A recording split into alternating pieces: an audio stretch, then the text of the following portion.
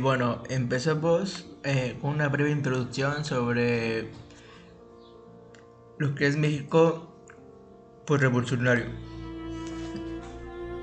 Bueno, en sí, introducción es que es un periodo de la historia de México que comprende entre 1917 y 1940, cuando habían concluido los enfrentamientos armados de la Revolución Mexicana, eh, con la intención de iniciar y crear una revuelta que cambiase lo que ya había sucedido durante la Revolución Mexicana. Su forma de gobierno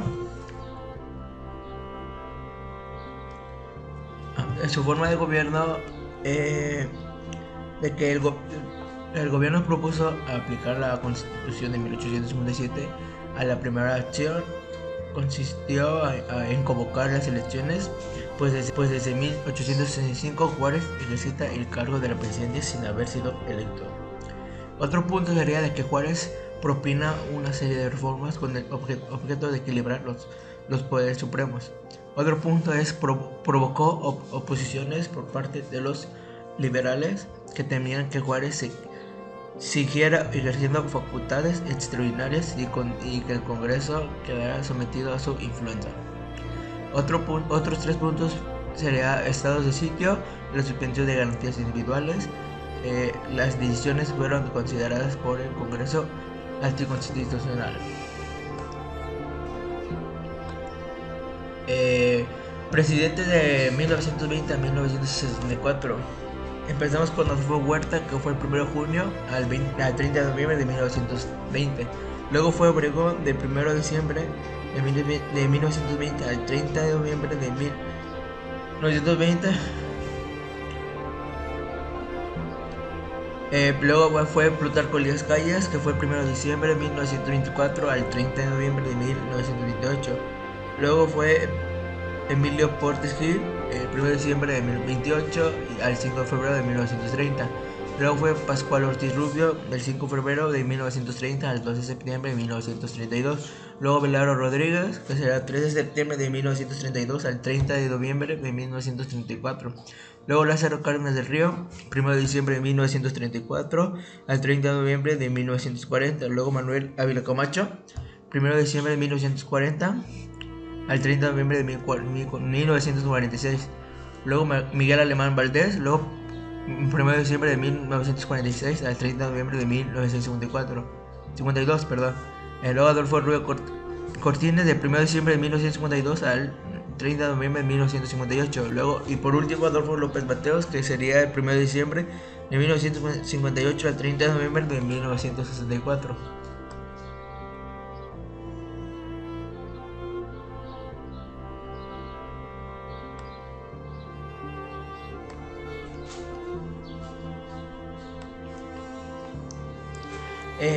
Luego empezamos con la social economía. México pasó del caudillismo al presidencialismo, aunque en la práctica acabaría provocando la aparición del Partido Revolucionario Institucional, que es el PRI, que gobernó durante 7 décadas seguidas.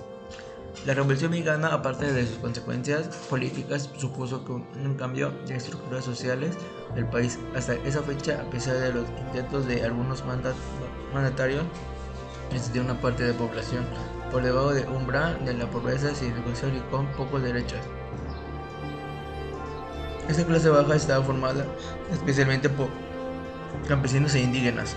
Frente a ellos había una clase alta, dueña de las tierras y que detentaban un gran poder económico y político.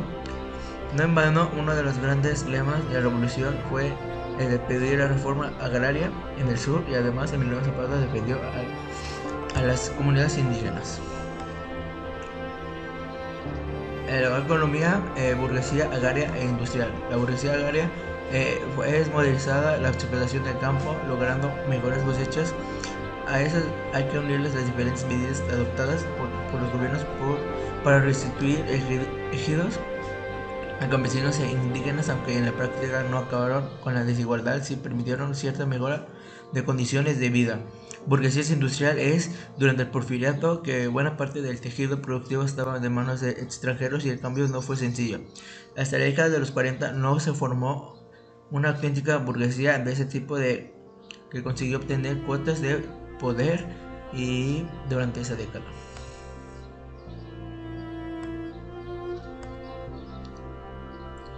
Y pues luego empezamos con la cultura, que en la cultura y la recreación es que había varias actividades recreativas, como fue la pintura, la literatura, y en cada espacio destacaron diversos personajes y cada uno con la misma relevancia. A continuación se hablará del muralismo y literatura. El muralismo es que hubo género artístico característico de este periodo. Ese fue sin duda el muralismo.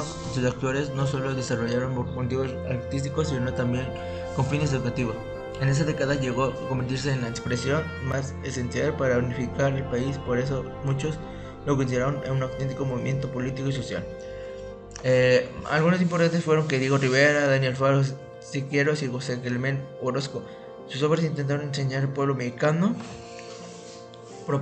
su propia historia, ya que reflejando sus situaciones que enlazaban una idea abstracta en México, ya que la representación de más o menos históricas también usaron los murales para impulsar ideas como el indigenismo, la lucha contra la marginación y la existencia de luchas de clase.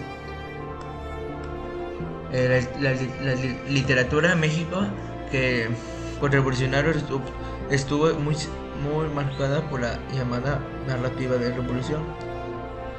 Ese centro le sucedido durante ese acontecimiento, creado una mística alrededor de su protagonista, ya que en muchas ocasiones ese relato se usaba también como un telón de fondo para tratar problemas fantásticos o psicológicos.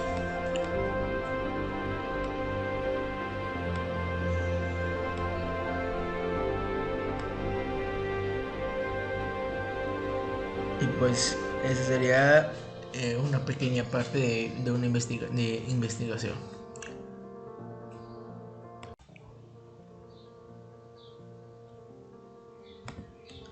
Después, ¿cuáles fueron las acciones que reconstruyen México en el periodo postrevolucionario? A partir de 1920-1940, México estaba en una situación caótica y todos podían notarlo. Entonces surgió el Grupo Sonora. A su vez se creó el plan de Agua Prieta, con el por fin de derrocar a Carranza. Al ser derrotado a Carranza en 1920, Adolfo de la Huerta toma la presidencia de manera provisional. Luego, en el ámbito político, de que fue la creación de Partido Nacional Revolucionario, que se encargaría del juicio social, de imponer la revolución como ideología y de modernizar el país.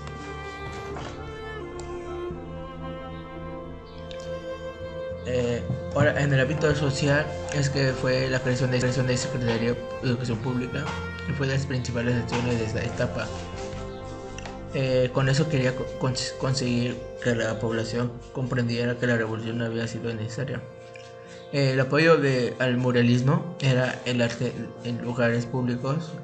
Esta era la forma de recrear la Revolución Mexicana para que la población aceptaría.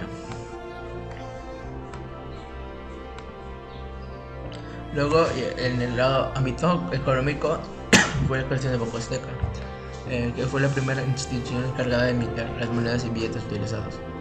Luego, el otro punto sería la reducción del ejército. A los militares que se retiraban se les daba tierras para impulsar el desarrollo de la agricultura. En sí, una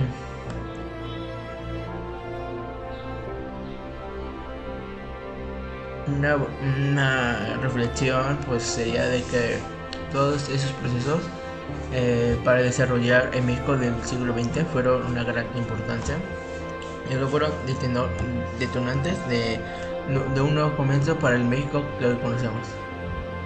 Henry Cárdenas estableció las elecciones del plan de sexenio y que hoy en día utilizamos. También se llevó a cabo a México la industrialización para que así tener una nueva fuente de ingresos para las familias mexicanas. También fue la creación de la SEP, que a pesar de las intenciones ayudó a erradicar el analfabetismo del país, pues que la población tendría mayor oportunidad de conseguir un mejor trabajo y ser competitivos.